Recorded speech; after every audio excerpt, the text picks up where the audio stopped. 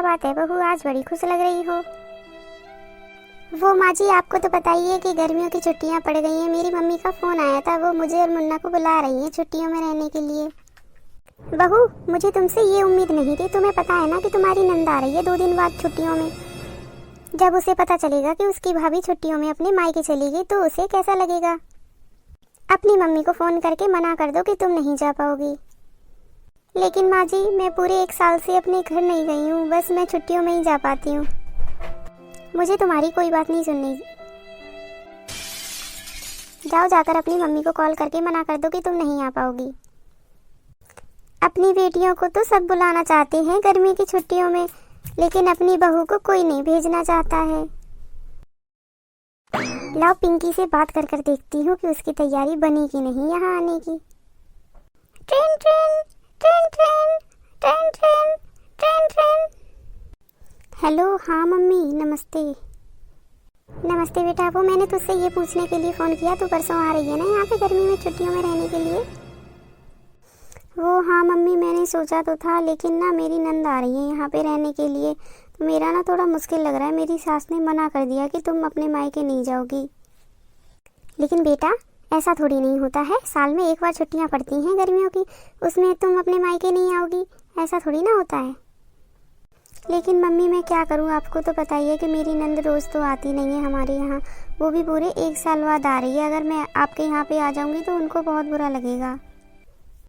Phone दे अपनी सास को, ला मैं तेरी सास से बात करती हूँ। अरे नहीं नहीं मम्मी जी, आप बात मत करो उनसे, नहीं वो नाराज़ हो जाएंगी। मन तो मेरा भी बहुत था आने का, लेकिन क्या कर सकते हैं। वैसे आज तेरी भाभी भी अपने मायके जाने के लिए बोल रही थी, लेकिन मैंने ना उससे मना कर दिया। मैंने उसको बोल दिया कि तेरी नंद आ रही है, तू क्या जाएगी, अगर वो आ जाएगी तो उसको अच्छा नहीं लगेगा। लेकिन मम्मी, आपने भाभी को क्यों नहीं जाने दिया, वो भी तो साल में 1 ही बार गर्मियों की छुट्टी में अपने मायके जा पाती हैं। मम्मी, जैसे आप मुझे बुलाना चाहती हैं, वैसे भाभी की मम्मी भी तो उन्हें बुलाना चाहती होंगी।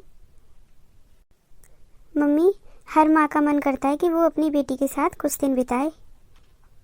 हाँ बेटी, लेकिन मैंने ये सोचा था ना कि तेरी भाभी चली जाएगी तो घर का काम कौन करेगा।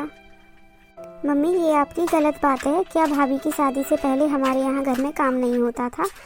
आप भाभी को बोल दो, वो भी अपने मायके चली जाएंगी। जब मेरी नंद यहाँ से चली जाएंगी तो मैं भी आपके यहाँ पे रहने आ जाऊँगी। ठीक है बेटा, रखती हूँ। बहू, ओ बहू, ज़रा इधर तो आओ। जी मम्मी जी, बस मैं खाना बना ही रही थी, अभी आपको देती हूँ। अरे बेटा, मैंने तुझे ना खाने के लिए नहीं बुलाया, मैं ये बोल रही थी कि तू ना अपने मायके चली जा कुछ दिन के लिए। सच में मम्मी जी, मैं अपने मायके चली जाऊँ?